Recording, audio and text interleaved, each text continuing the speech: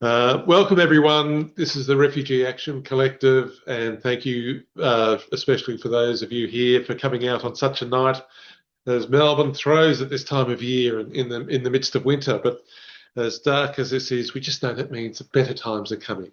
So the reason we're here tonight is to learn more about busting the myths about refugees, and we have some wonderful speakers. But first, I'd like to just acknowledge that we are meeting here in Carlton on the land of the Wurundjeri people of the Kulin Nation. And for those of you online, you're meeting on Indigenous land, which was never ceded.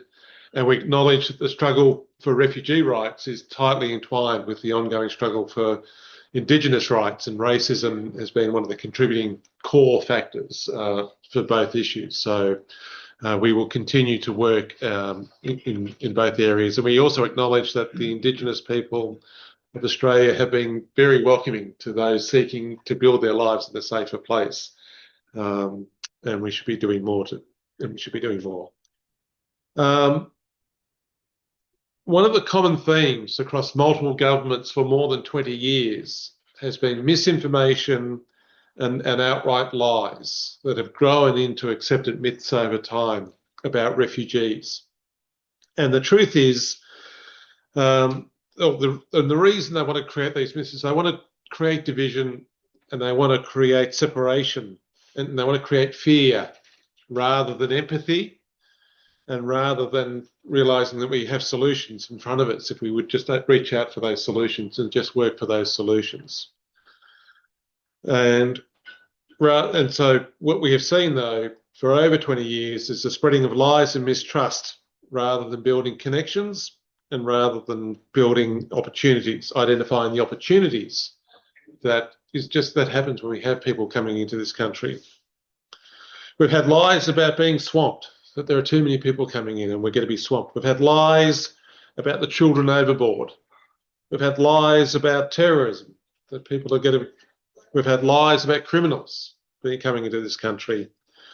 Rather than stories of connection, rather than stories of sympathy about people fleeing death and danger, rather than the facts that these are just people looking to build their lives in peace and safety in a new country. And we also have the lies that we need to deport people and the lies that we need to fear people. And then we have lies about that we need to be cruel, which is completely false. So to address those myths and those lies, we've got two great speakers tonight. Rathy, who many of you would know, and we thank her so much for coming out and speaking again, as she has on so many occasions, and who has had so much lived experience that it is just, I say this in all humbleness, it's an honour for Rathy to be able to listen to Rathy's story and the work that she continues to do to combat the misinformation that's out there. And Jasmine, who's been a long-time RAC activist and has campaigned for refugee rights here and in the UK, and brings that experience to the information that she'll bring to us tonight. We'll start with Rathy, then we'll go to Jasmine, and then we'll have an opportunity for questions and statements. So if you have questions, please note them down during the sessions, and then we'll have an opportunity for that after the two speakers. So on that note, Rathy, thank you for speaking with us tonight. Good evening, everyone. I want to begin by making one thing absolutely clear. The way refugees and migrants are treated in this country is not the result of misunderstanding. It is not simply about myths or misinformation. It is a political choice. For decades, government have built laws and policies designed to punish, exclude, and deter refugees. And they have justified those policies by portraying as a threat, a burden, or a problem. I know this because I have lived it. When people like us fled war, persecution, and genocide and came to Australia seeking safety, it was a Labour government that helped create the political climate in which refugees were demonized. Then the Then the coalition took the policies to another level, but one nation did create this climate on its own. Every time Labour and the Liberals competed over who could be tougher on refugees, every time desperate people arriving by boat were portrayed as a threat, every time refugees' rights were taken away in the name of a border protection, they created the condition for one nation's political to grow. They normalized the fear, they normalized the cruelty, and they normalize the idea that refugees and migrants are somehow responsible for the problem facing ordinary people. So when we talk about the danger of one nation becoming more powerful, we also have to talk about the political establishment that created the space for those ideas to flourish. For the last 4 years, we have had a Labour government, yet many of cruelest element of Australia refugees remain. And when we hear discussion again about taking work rights away from asylum seekers, those of us who have lived through this system know that this is nothing new. We have seen it before. Another Gillard Labour government, refugees were released into the community with extremely limited support and for many without the right to work. Imagine surviving persecution, escaping to Australia, being released into the community, and then being told you cannot work. You have limited or no access to essential services. Now go and find somewhere to live, feed yourself, and survive. That is not protection. That is deliberate distribution. And then there is family separation. Many refugees have spent 14 to 15 years separated from partners, children, parents, and siblings.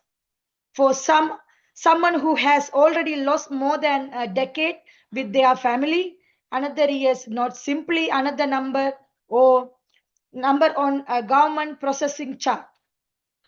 It is another year without your child, another year without your mother and your partner, birthdays, funerals, weddings, and ordinary moments of family life that you can never get back. These are not just administrative delays, these are years of human life. And while all of this happened, refugees and migrants are being blamed for the problems facing this country.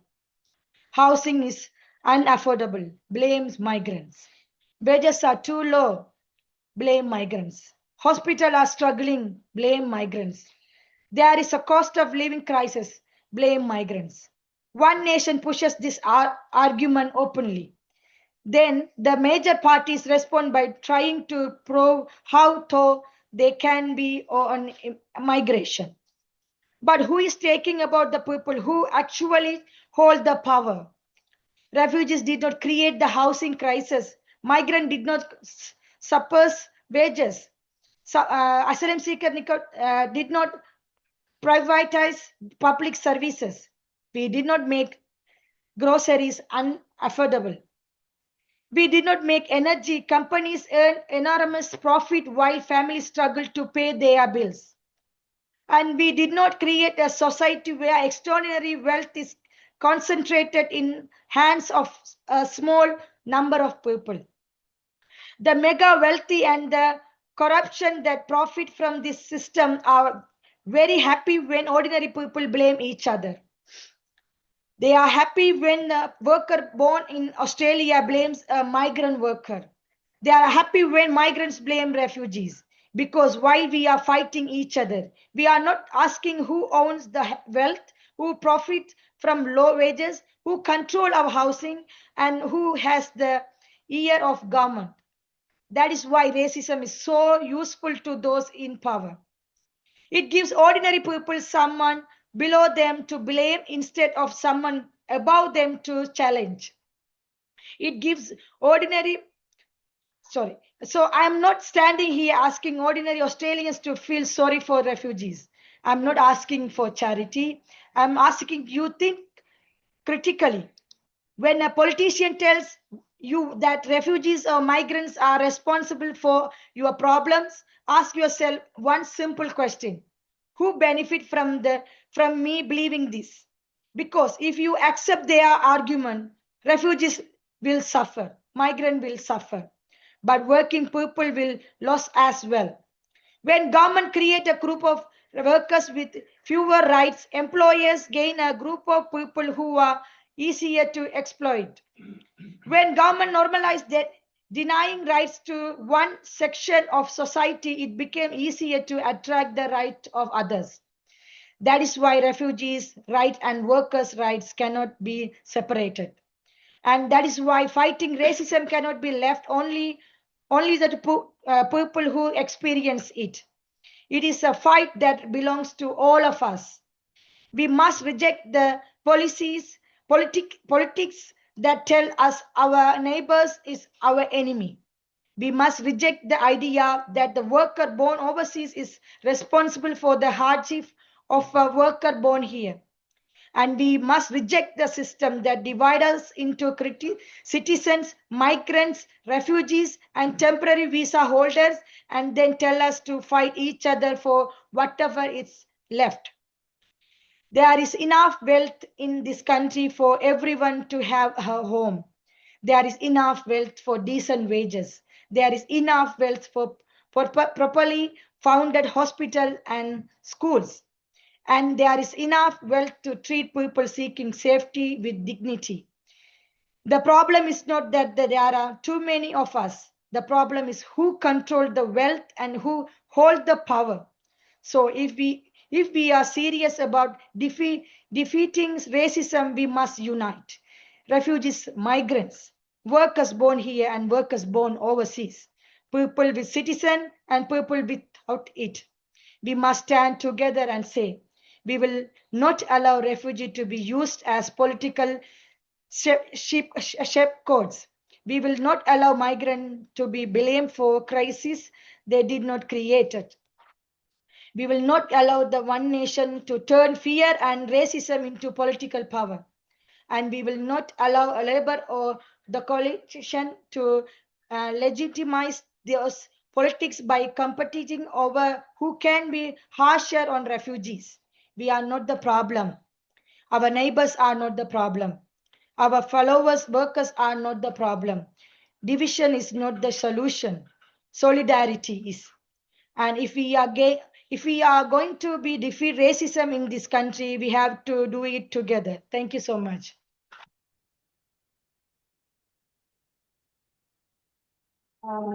Thank you, everyone. Some words are really hard for me to pronunciation. Sorry for that. Thank you.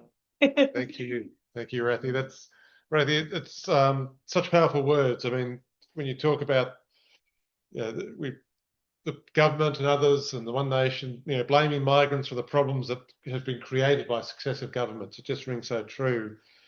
And that's using distraction rather than trying to find solutions. It's so good for you to bring that out. And and it's not just distractions, it's suffering. People have suffered real harm. And we see playing out either in the detention centres, we see playing out, as you say, when people are looking for work or not being able to access medical services, not being able to access education. But it's also good to hear you talk about the way to address this, and that is about unity, and that is about working together. So thank you for that. I'll now ask Jasmine to speak and let her add to the conversation. Thank you. Thanks, Freddie. I feel like there's not heaps more to add. You said it so well, so many of the things. But yeah, I think important to kind of go into a few things. Just in more detail. So I've obviously been just a quick to add on to what Kieran said. Been involved in RAC for a few years, but been active around refugee issues, particularly for about a decade or more. Time flies. Unfortunately, the racist myths and lies that we see on the rise at the moment is part of a very common global trend.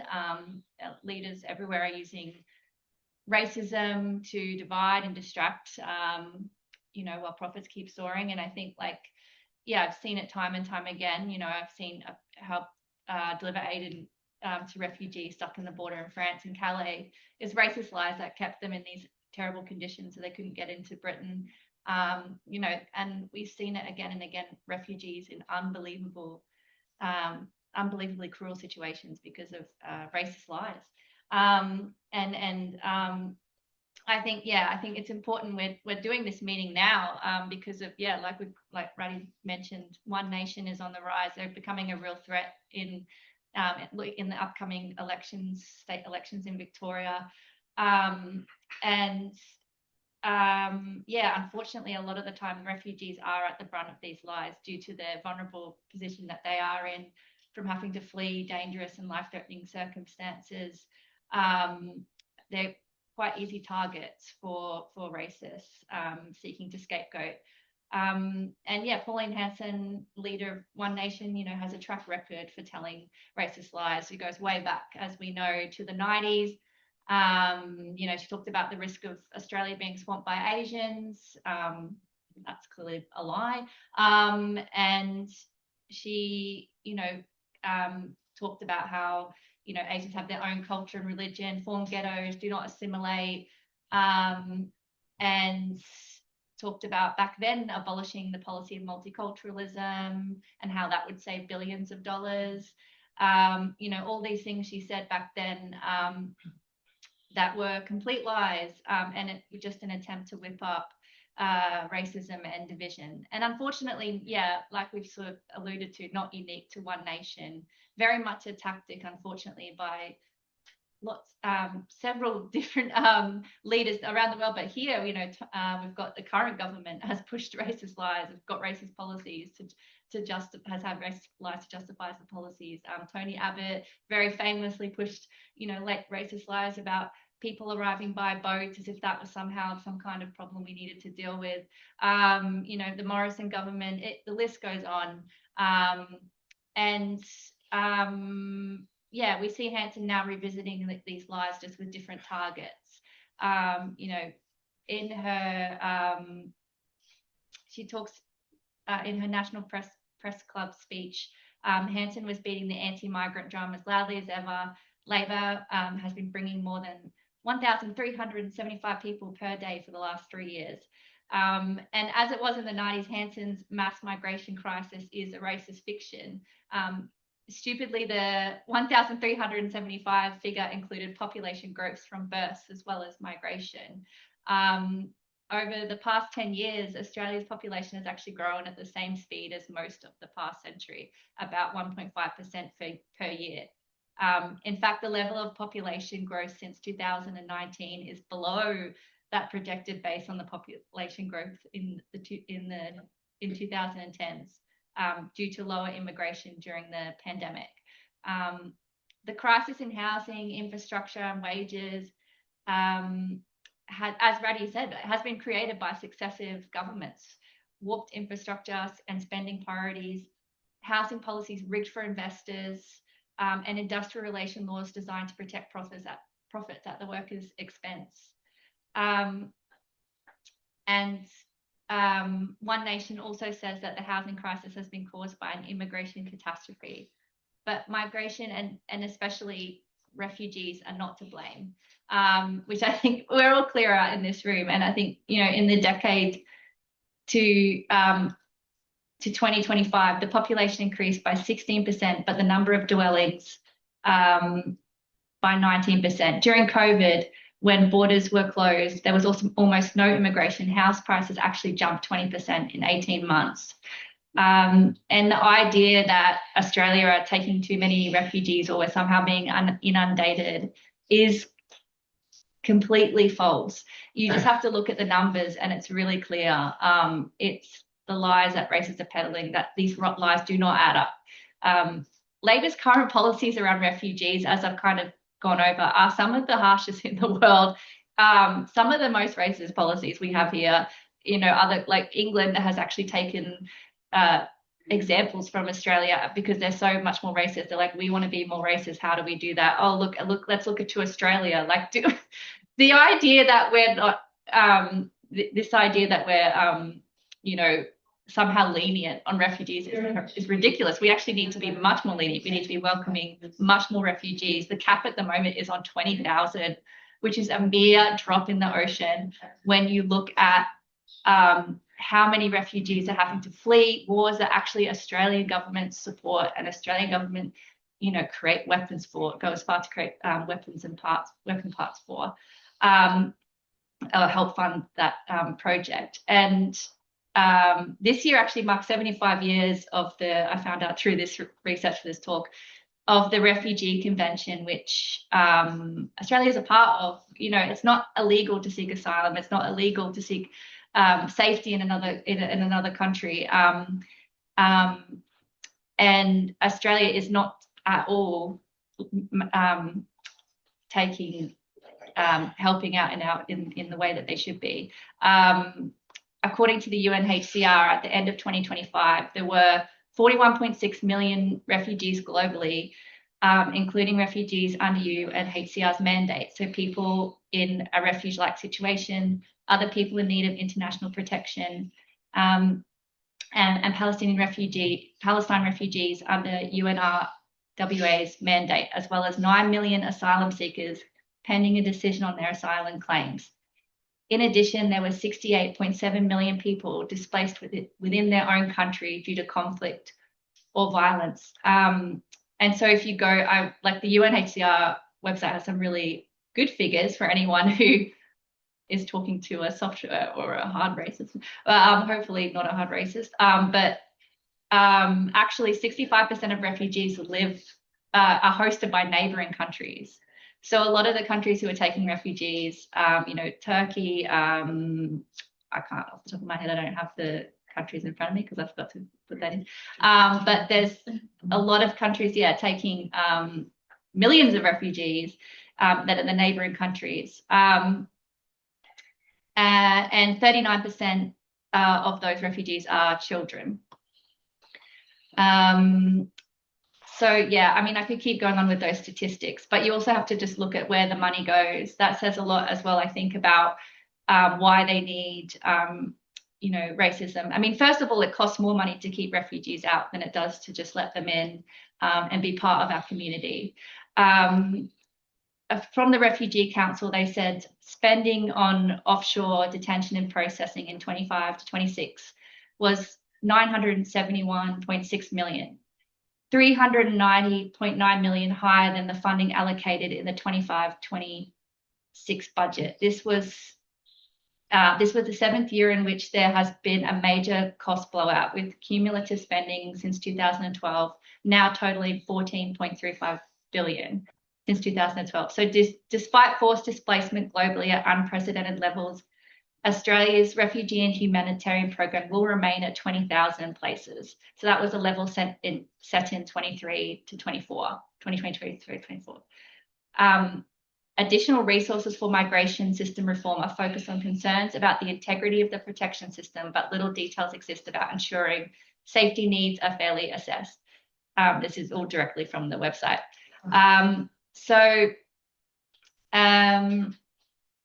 The government has allocated funds to strengthen the integrity of the migration system, which really translates to just stricter borders and worse conditions.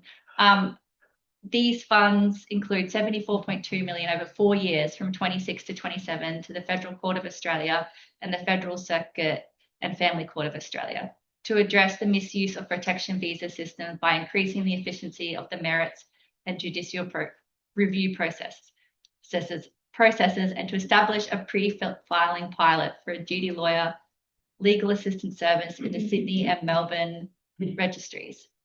I could keep going on, but basically, and then when you look at the budget for assistance for people seeking asylum, estimated expenditure and payments for asylum seeker support administered by Services Australia is 26.1 million for 25 to 26 and will remain the same for the next financial year.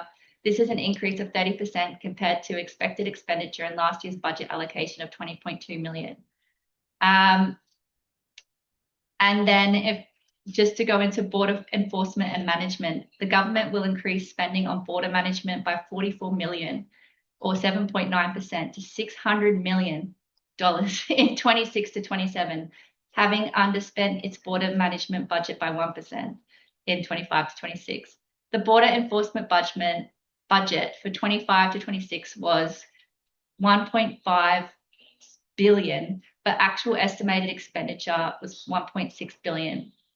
For 26 to 27, the border enforcement budget has been set at 1.5 billion, 59 million higher than the 25 to 26 allocation, but 62.8 million below actual spending. So that it's all, I'm reading exactly from the website, so apologies. I didn't read it through enough before I came in, but you get the idea about how much borders costing compared to just providing support to refugees. And the idea that refugees somehow make our society more dangerous is proven wrong every day. Refugees are part of our community. They are our neighbours, our co-workers.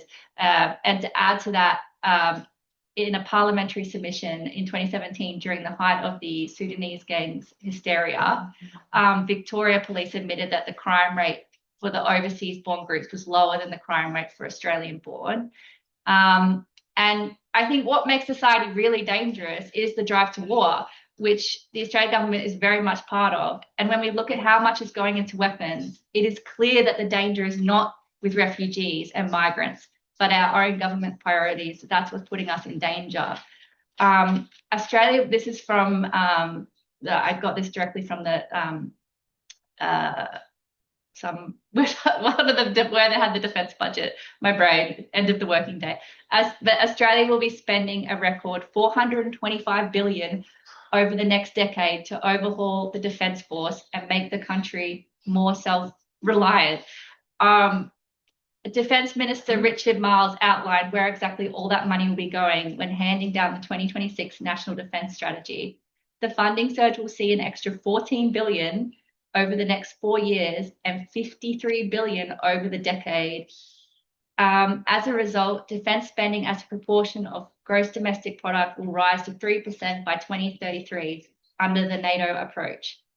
So basically, the government said the funding boost reflected the most threatening strategic circumstances since the end of World War II. And really, putting money into weapons, money into nuclear-powered submarines, all of this kind of thing that there's billions of dollars going into is making it more dangerous, is like fear-mongering, is creating a situation that will put us more likely into a war, is doing the opposite of what they're saying it's doing. But what they are trying to do is actually, you know, keep up with the big players, be part of this, you know, making sure that they're not losing out in imperialism, keeping up with America, keeping up with these countries who are driving us to war as well.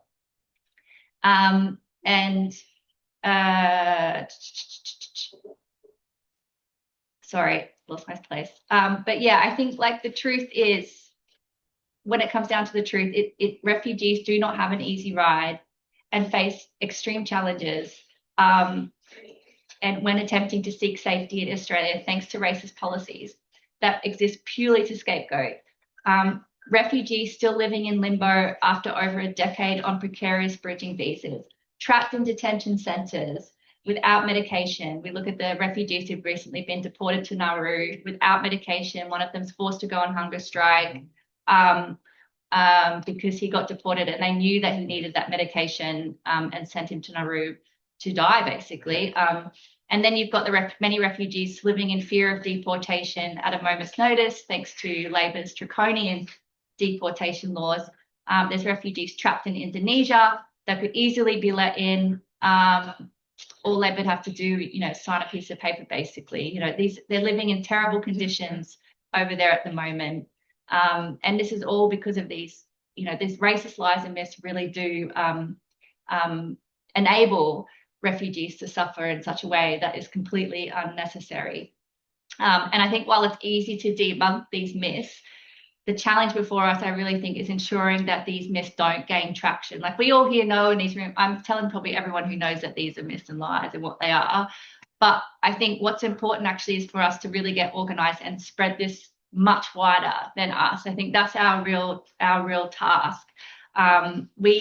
what we're seeing is that these, as much as we're like, this is obviously a lie, this is obviously a myth, these are gaining traction. There is the far right are growing out of it. One Nation are growing out of it. And I think we do need to build a much bigger and broader anti-racist movement if we are to challenge these lies and push them back into the ground. Like, we need to get One Nation out of Victoria. We need to get the racism out of Australia, out of Victoria. And I think, we can all have a role that we can play. It's about creating that a huge movement against racism, a genuinely broad movement that can link to the racism that One Nation's pushing, that can spread into workplaces, spread into schools and universities and communities, so that no racists feel like they can spread their hate and spread this filth, and that One Nation are stopped in their tracks. But we need to do more than stop One Nation. Like I said, we need to stop the policies right now that are giving way to One Nation, giving validation to them. And we need to and stop the growing racism. I think we need to point the finger away from refugees, point it at the greedy landlords, point it at the corporations that not only say refugees are welcome here, but we really need to make that our demand. They have to be welcome here. All refugees, we need to stop the racist policies and the suffering, let them in and let them stay.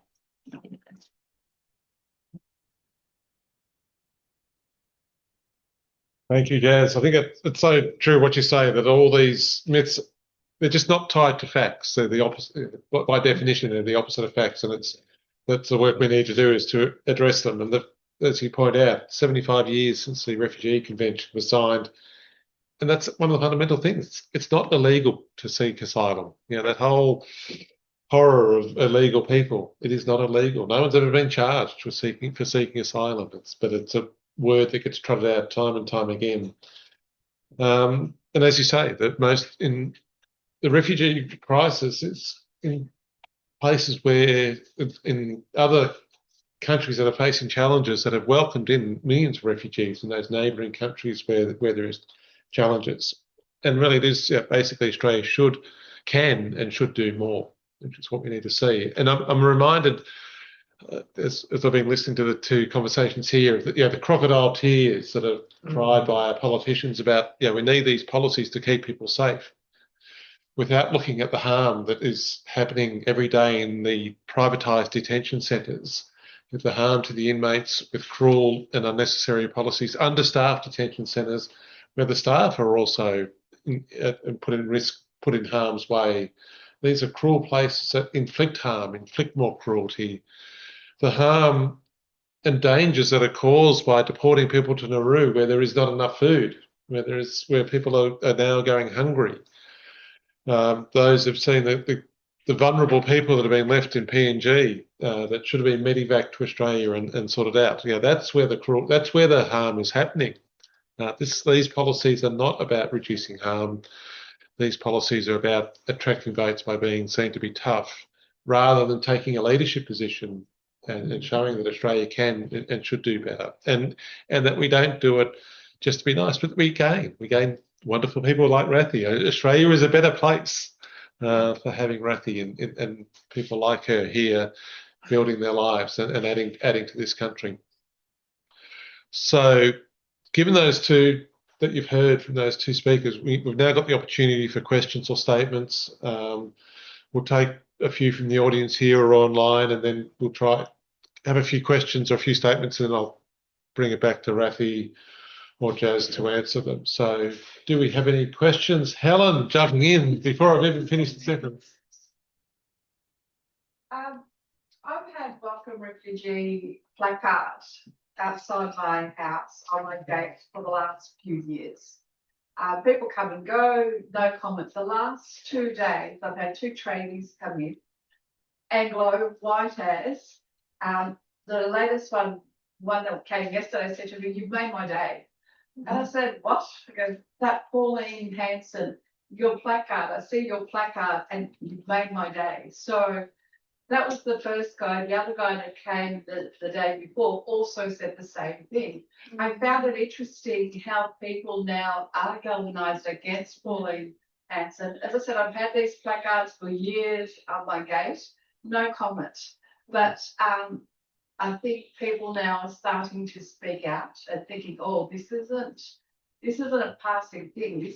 This can have real consequences. So it's a positive thing. I wanted to shine some positive news about this placard that's been there for years. No one's made comment, and in 2 days, 2 different strangers have. So I think it's working, Jasmine. I think it's working. Thank you, Helen. Good to have some good news. John. Yes, so I just want to add something that Karl Marx spoke about, and I do feel that he's quite right when he uses the word alienation. I just would like you people to give a feedback about my own, perhaps subjective opinion, but I do feel that colonialism and racism and all the other isms are a form of alienation. Refugees are suffering from being alienated, like some of the politicians in the West used to call them aliens. And alienation, it comes from the word aliens. And just to link something with what sweet Helen said, pretty much, I do acknowledge your opinion very much. I respect it as well. But one of the key issues here is that in many ways, the division of labor that again Karl Marx talks about. I repeat again, and I'm not anti-English, I'm not anti-German, I'm not anti-whatever. But it is essentially capitalist, it is essentially Karl Marx's truth when he says that the division of labor is one of the essence of divide and conquer, colonialism, imperialism, bourgeois dividing the working class. When it comes, for instance, the tradies, I don't hate them, but I do dislike them in the sense that they refuse to work. Sorry, 2 minutes. Excuse me, let me express myself. John, we have other people. Very briefly, I'm not attacking. Sorry, John, we have other people who have got. But I'm not attacking Helen at all. I just need to explain something very clearly. You need to wrap it up very quickly, please. Give me a second, just 10 seconds, all I ask. That problem stems from Thatcherism. And these people who are hard workers refuse to work side by side with any other unionized work. This is the problem that stems from colonialism, fascism, racism, and so on and so forth. I would like you, dear people, to tell me what is it that you think about my Marxist analysis. I'm not criticizing you, sweet Helen, at all. Thank you, John. Please, that's all I have to say. Thanks. Thanks very much, Ravi, for your concise, every sentence was so powerful, and thanks for the factual info.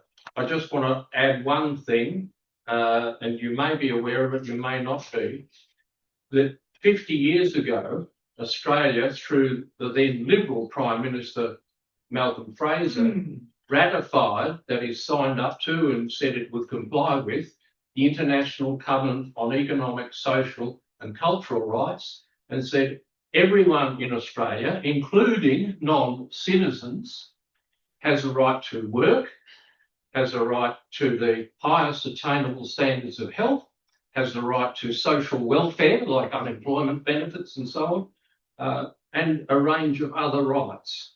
That was signed up to and promised 50 years ago. That's all. Thank you, Max. David. And housing. Thanks to both speakers. I think what comes through really clearly from what you were saying, and it's a theme I want to pick up on, is that this is the discrimination against refugees, the barriers and all the rest of it is a deliberate political choice, which has nothing to do with numbers.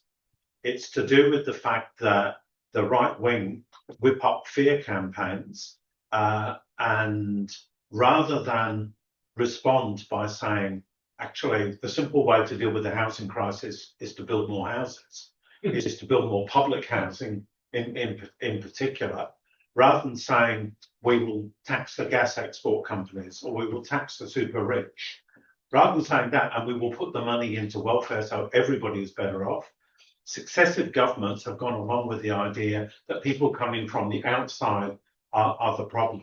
So Labor today their policies are shameful, but let's not forget, the Cronulla riots, for instance, where the Liberals essentially encouraged open race war against people of Middle Eastern background in Sydney. None of that was justified by numbers. It was justified by the idea that the outsider, the foreigner, is the threat. And that's a deliberate attempt to deflect attention away from the real problems that people face. So you take the question of so-called boat people who did, or occasionally still do try to come to this country by boat. The numbers were always tiny, but the idea that these people represented a threat was exaggerated to the nth degree. Today, when Refugee Action Collective has a street stall, we by and large don't get negative comments. We don't always get positive comments, but we don't get negative comments. But it wasn't that long ago that people would walk past us and say, they're all terrorists, they're all pew jumpers, they're, they came here illegally, and you go back far enough, they threw their children into the sea. And each and every one of those was a myth that was put forward by the government, at times Liberals, now Labor, in order to distract attention away. So I think it's really important that we say that in fighting the racist myths, we also have to fight for public housing. We have to fight for jobs. We have to fight for higher environmental standards, etc., because if we don't fight around those bread and butter issues, we allow the misery to fester that allows racism to grow. Well said. Thank you. I've got one in here, and then Chris at the back. Yeah, thank you both for sharing. I feel like this has already come up a little bit, but I guess I'm hearing the strong thread that the racist sort of narrative is not about facts. Not about facts. It's about fear, or causing fear. The stories that sort of cause fear. And I have also read things that fighting misinformation with facts or repeating or debunking facts is often not effective, can actually have the opposite effect of reinforcing that. So I guess I'm wondering if you both have any specific comments about how we make sure that when we're, whether it's in conversations, day-to-day conversations, or whether it's through kind of events and public speaking, how do we make sure that we are, I guess, effective in that and not playing into the same debunking on kind of busting. Okay, Chris, and then I'll throw back to the audience. If anyone online wants to make a comment, just raise your hand on the Zoom hand raising icon. Chris. Yeah, so just following on from David, one of his points was about the need to build more public housing. Well, at the present time, governments are demolishing public housing, so including the Victorian Labor government, other governments around Australia. So in the past, governments actually built public housing for workers, including for migrant workers, because they actually wanted migrants to come into Australia, and so they built public housing for those workers. But now that there's a whole move to demolish it now, demolish public housing, and as a result of that, there's a lack of affordable housing for people with low incomes. Because I mean, there's a lot of houses being built, but the the cost or the price is going through the roof, both for people that want to buy public housing, buy houses, but also for people who want to rent. So, and sort of this time around, Sir Hanson is making, and others are making, the shortage of housing, blaming migrants and refugees for housing crisis, a big part of their thing. So I think, as David said, we're encountering that. We have to sort of attack the governments for demolishing public housing and call for building more public housing. Much better. Thank you. Chris and Rathi, do you want to make any sort of responses or any final comments that you would like to share with the groups? I'm going to tell something. I was a refugee. Last year I received my permanent residency. But still now, after the 16 years, still people living in fear and persecution because there's lots of people, they haven't get the visa still. So I really feel, I don't know when they're going to get the visa because they are separated for more than 16 years. So they give up now. So everyone, they don't want to stay here. They feel like that because I had a call the other day. One of the friend, he hasn't have a visa yet. So he called me, I'm done with everything. I'm going to be finish my life. So those kind of phone calls make us really sad, and it's not it's really hard them to keep it life like that. It's so I feel everyone, whoever here, please explore your voices and keep continue with the solidarity. So it's really important. We also humans. So I'm happy, but because I'm happy because I got my visa, but still the people. I feel last year I remember when I had a forum, I was on the forum, I was cried because my situation but now I feel, but still now I have something to carry on.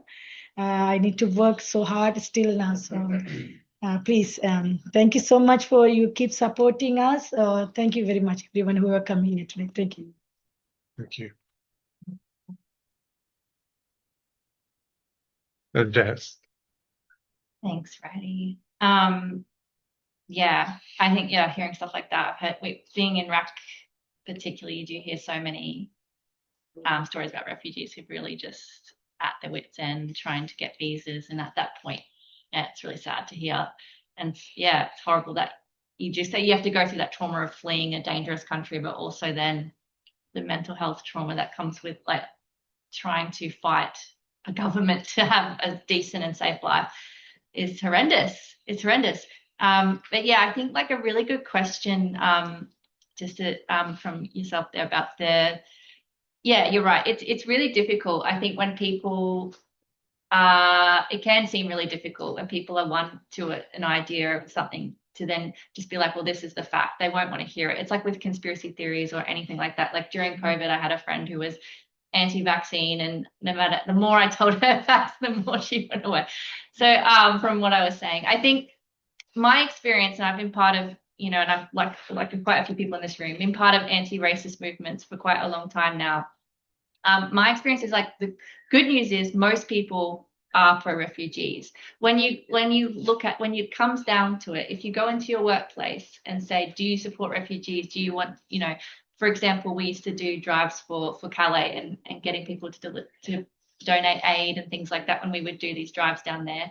It was incredible the kind of response in Britain that we got. And I think you'd find a similar thing here. There's a lot of people who do want to support refugees and want to help refugees, but don't know how to do it. And I think part of that, we've got to challenge the racism when it pops up in our workplaces, our universities. We've got to feel confident enough to challenge that when it comes up, but also encourage others to challenge that and create an atmosphere where everyone is challenging that. And then I think it makes it much easier to debunk, to help convince those people who might be on the edge and unsure, when you've got more and more people feeling confident to stand up on what they actually and say what they actually think. And I think, like, from my experience, I grew up in a very racist part of Australia in rural Queensland, and a lot of the reason that they're racist is because they do not hear anything else. They only hear migrants are the problem, refugees are the problem. It's people, and they're very easy target. It's a very white area. When a family comes in from Sudan, which we had in my area, they got targeted because they were obviously not white, you know. And I think that's the brutality of it, is that they do become an easy target for scapegoating. And if you don't have anyone there challenging it or any alternative, then unfortunately those racist lies just grow. But at the end of the day, when we're working with migrants, we're working with refugees, they're in our community, we do know, like, on a level that these are lies. Like, we're working with people and everyone, we see the benefits in front of our eyes all the time of migration. There's so many benefits. And I think actually it's not just we challenge the racism, but we also have to provide an alternative, is what David and Chris were saying. Like, it's about saying these are the racist lies, and actually if we, you know, for example, maybe tax billionaires a bit more, or all these kind of things, maybe spend less on nuclear submarines, maybe if we put money into housing for everyone, actual affordable housing, social housing, maybe if we put money into healthcare so people don't have to pay for that, maybe if we do this, all of these things are political choices, and we can provide that alternative as long as challenging the racism. That's when you really can, I think, grow that movement. But it does take all of us, and it does take, you know, that's what we're trying to do with this. We're part of Unite Against Racism, trying to build a much broader anti-racist movement that can go into all the communities and universities and workplaces. We're trying to we want to work with unions, we want to work with different political groups, like all united under the one umbrella against racism. And that's why we've got we're part of this forum, building the fight against One Nation, in September 9th. And I think that'll be a really important forum in terms of actually getting out there, you know, campaigning in all these different areas around Victoria, against One Nation and against racism. That can play a really significant role in building a much bigger anti-racist movement that can really challenge the lies, and that can unite us together and fight for a better society for all of us, I think. Thanks. I guess I'd just like to add to that issue about, how do you deal with the debunking? And it's true, the point you make about often people will take on, they'll get more entrenched. But I think that in the refugee issue and the racism issue, there'll be 20% of people who are not persuadable. There are 20% of people who are already online, and there are 60% in the middle who are busy with everything else that's going on in their lives, and they're being told by the government, we've got this under control and they just, okay, well, I don't need to think about it. And once you have a conversation, and if you personalize it, and it's simple things, you realize there are kids who are going to school and they can't get into university. They've graduated at the top of their class in year 12, but they can't go to university unless they pay international fees. And people go, what? That's not right. Or there are kids who've got, again, and it's not that everyone has to be a high flyer, but people who have studied law and have trouble getting into their placements because legal firms are worried about the visa status. How do we create a situation where people who are adding such value to this country are being harmed by these policies? And even to talk about Queensland, and I haven't lived there, but one of the big successes that the refugee campaign had was the Billawheeler campaign, where even One Nation's Barnaby Joyce eventually came out and said, oh, he's probably not a bad bloke, we should be doing something, so that was done by the reason that came together was that there was people in that community stood up, and it took a couple of people to start with, and they built other people around, because people worked with these people. People worked with these refugees. They knew they weren't a threat.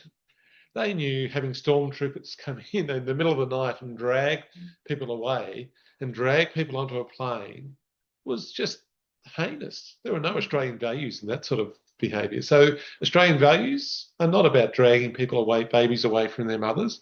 They're not about dragging people onto planes. And I think if you personalise it and just go for some empathy, then, and as people get a bit of information, those 60% in the middle kind of will go, well, that's not right. You know, I didn't know that, and that's not right. And then they come on board. But unless you have the conversation in the workplaces, at your places of education or in your faith groups, people don't know. And that's I guess that's the challenge. One of the challenges I've got to keep reminding myself about is that, you know, I've spent over 10 years, sadly, that we're still having to fight this campaign, that we know this stuff, but the people that I go to the footy with don't know this stuff. The people that I engage with outside of here, outside of this group, don't know that stuff. And it's just those conversations. So I think that's the way to do it. Fortunately, it's probably a little easier than the vaccination or the climate change conversations about, because I think people just don't know, and there isn't much information about that out there. So that would be the way that I would do it. Thank you so much to Jazz and to Rathi for sharing that. And as I say, these are, you know, it's such a benefit to have you come along, Rathi, and share your stories with us. So thank you so much. For those who want to do more, we have opportunities for you to get engaged and do more. We have a RAC meeting here every Monday, as many of you would know, at 6:30. We've got a forum about don't let the racists divide us, and building the fight against one nation. And that will be on, David will know the date for that. Wednesday, the 9th of September. Which is on the posters here in front of me that I didn't write down. And at that forum, we've got Rathi again, which is always good to come along. Iman Al-Azom, who's the Imam of the mosque in Heidelberg. Uncle James William is a proud Waka Waka man and the Greens candidate for Essendon. And I saw him speak just a couple of weeks ago, and a very powerful speaker, and great to hear his perspective. And Lucy Honan, a long-time RAC activist and very involved in many campaigns in the Fight the Crisis campaign that she's involved in the moment. So come along to that forum, get involved in the Unite to Fight Racism campaign, come along to a RAC meeting. And again, thank you to our speakers tonight. Thank you, everyone.